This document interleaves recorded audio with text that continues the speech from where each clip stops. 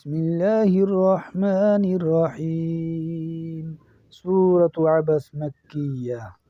عبس وتولى أن جاءه الأعمى وما يدريك لعله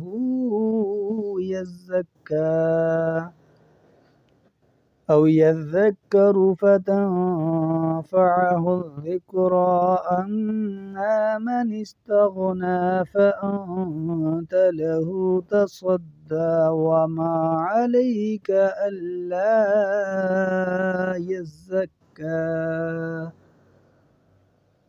وأما من جاءك يسعى وهو يخشى فأنت عنه تلهى كلا إنها تذكرة فمن شاء ذكره في صحف مكرمة مرفوعة مطهرة بأيدي سفرة كرام بررة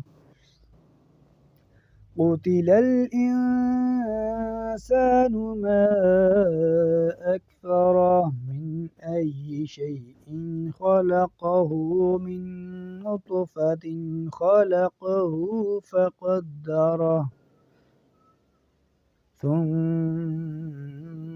السبيل يسره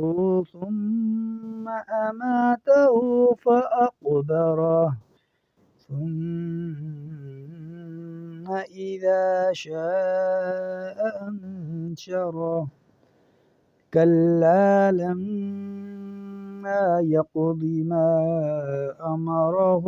فلينظر الإنسان إلى طعامه